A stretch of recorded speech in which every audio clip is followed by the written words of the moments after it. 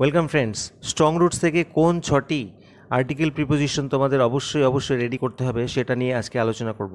সবার প্রথমে যে আর্টিকেল প্রিপোজিশনটা নিয়ে আলোচনা করব সেটা হচ্ছে এটা। দেখে নাও, I normally at dash my mother. এটার উত্তরটা কী হবে? আমি সাধারণত খেতাম মায়ের সাথে, উইথ মাই মাদার। সিটিং, বসে, কোথায় বসে? অন দ্য ফ্লোর, মানে মেঝের ওপরে। কোথাকার মেঝে? Of the kitchen.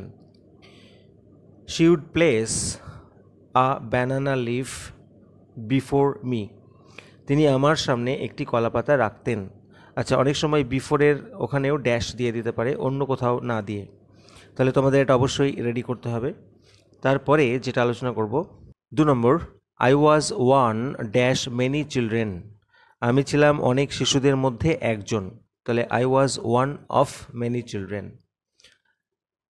A short boy, একটি ছোটোখাটো ছেলে, উইথ র্যাদার আনডিস্টিংগুইশড লুকস, একটা সাধারণ লুক সহকারে। Born dash tall and handsome parents, জন্ম হয়েছিল লম্বা সুন্দর পিতামাতার কোলে। তাহলে বর্ন টু, বন্ধুরা, born to tall and handsome parents. Next, we lived dash our ancestral house. আমরা বাস করতাম আমাদের পৈতৃক বাড়িতে, অর্থাৎ in our ancestral house, which was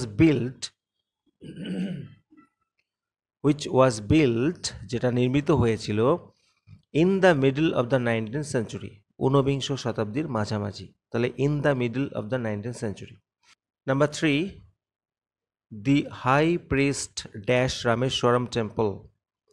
the high priest of Rameswaram temple, Rameswaram টেম্পলের উচ্চ পুরোহিত, Pakshi Lakshmana Sastry, was a very close friend of my father's. আমার বাবার একজন ক্লোজ ফ্রেন্ড ছিল।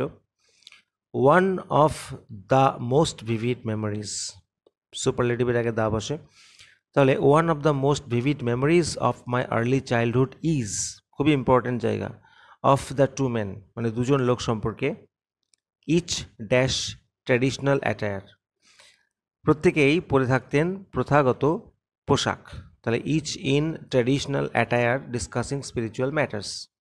এবারে দেখে নেব নেক্সট 4 নম্বরেরটি, when my father came out dash the মস্ক।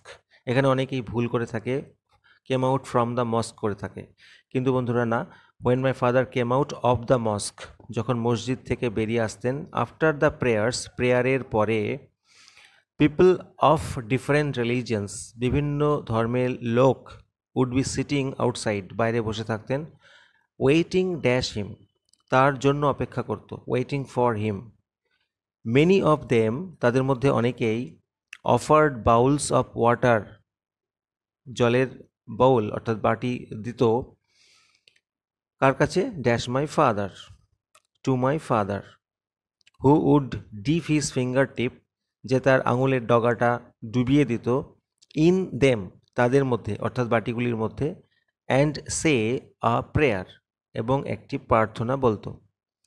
আলোচনা করব 5 নম্বরেরটি, আই হ্যাভ এন্ডিয়াভার্ড, আমি চেষ্টা করেছি, ড্যাশ আন্ডারস্ট্যান্ড, মানে বুঝতে।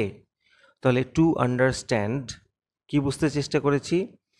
দ্য ফান্ডামেন্টাল ট্রুথ, মানে বেসিক ট্রুথ, বেসিক সত্যটা, রিভিলড টু মি, যেটা আমাকে বা আমার কাছে রিভিল করা হয়েছিল, ডিসক্লোজ করা হয়েছিল বা প্রকাশ করা হয়েছিল, ড্যাশ মাই ফাদার, আমার বাবার দ্বারা। তাহলে বুঝতে পারছো, by my father, and feel convince that, এবং অত্যন্ত বুঝতে পেরেছিলাম যে, দেয়ার এক্সিস্টস, যদিও বানানটা ভুল আছে, দেয়ার THERE হবে, দেয়ার এক্সিস্টস ড্যাশ ডিভাইন পাওয়ার, মানে একটি দৈবিক ক্ষমতার অস্তিত্ব রয়েছে।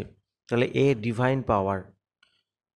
6 নম্বর last, we lived dash our ancestral house, আমরা বাস করতাম আমাদের পৈতৃক বাড়িতে, in our ancestral house, which was built, যেটা নির্মিত হয়েছিল, in the middle of the 19th century, ঊনবিংশ শতাব্দীর মাঝামাঝি। ইট ওয়াজ এ ফেয়ারলি লার্জ পাক্কা হাউস, এটা ছিল একটি পাকা বাড়ি, made of limestone and brick, made of মানে কোনো কিছু দিয়ে তৈরি, তাহলে লাইমস্টোন এবং ব্রিক দিয়ে তৈরি ছিল। ড্যাশ দ্য মস্ক, এটা হবে উত্তর অন দ্য মস্ক, অর্থাৎ মস্ক স্ট্রিটে of Rameswaram, sorry in Rameswaram, অর্থাৎ রামেশ্বরমের মস্ক স্ট্রিটে। তো বন্ধুরা, তোমাদের এই ছটি অবশ্যই দেখে যেতে হবে। ভিডিওটি কাজের মনে হলে অবশ্যই লাইক দিও, আর চ্যানেলে নতুন হলে সাবস্ক্রাইব করো। Thank you so much for watching this video.